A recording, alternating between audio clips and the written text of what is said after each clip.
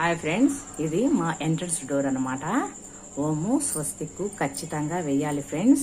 Positive ఎనర్జీని ఇస్తాయన్నమాట. పైన గడపకి మామిడాకులతో తోరణాలు వారానికి ఒక్కసారైనా మనము అలా చేయాలి ఫ్రెండ్స్.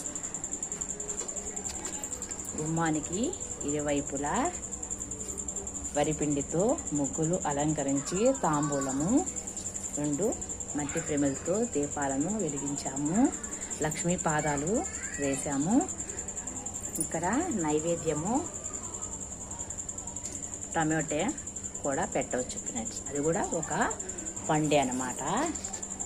ఇలాగాని లక్ష్మీ తోరణాలతో ఇలాగా కలకలగా ఇల్లు ఇలా ఉంటే లక్ష్మీదేవి ఎందుకు రాదు ఫ్రెండ్స్?